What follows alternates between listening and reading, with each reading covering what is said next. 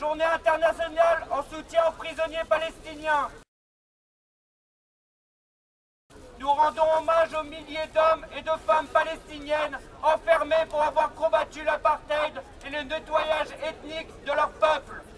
Sans oublier Georges Ibrahim Abdallah, militant communiste de la cause palestinienne, maintenu en détention en France depuis 1984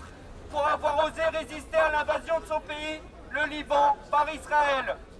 Pour leur libération, pour mettre fin à la plus ancienne occupation militaire du monde, mobilisons-nous en développant le mouvement de boycott, des investissements, sanctions contre le régime criminel d'Israël, en manifestant et en popularisant la lutte du peuple palestinien, avec pour objectif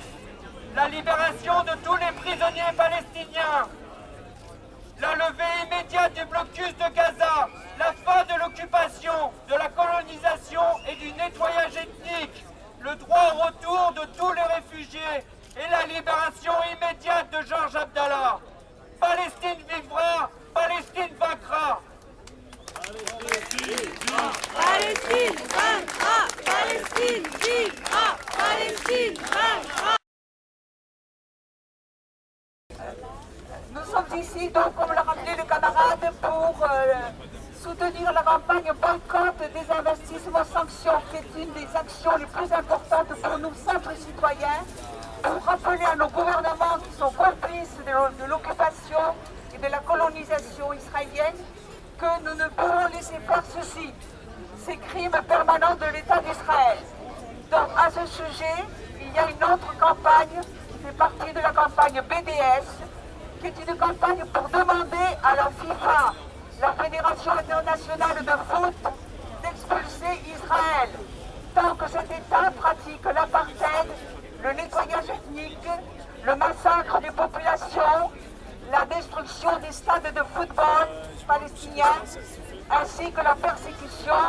voire l'assassinat des footballeurs palestiniens. Cette campagne est lancée au niveau international. Nous vous appelons tous à y participer. Il est en effet important de rappeler aux membres de la FIFA, en particulier à son président, Sepp Blatter, qui seront réunis en congrès annuel à Zurich le 28 et 29 mai prochain, que leur propre charte interdit le racisme et l'apartheid, et qu'en acceptant d'intégrer Israël dans les compétitions internationales, ils encouragent l'occupation, la colonisation et tous les crimes de guerre commis par Israël. Comme pour l'Afrique du Sud, de l'apartheid, qui a été exclu de la FIFA en 1976, il ne faut pas permettre à Israël de blanchir ses crimes et de donner une image de pays démocratique et normal en lui faisant l'honneur de participer aux championnats sportifs internationaux. C'est l'image du foot tout entier qui est salie si un État qui se conduit de la sorte et depuis si longtemps est récompensé au lieu d'être sanctionné.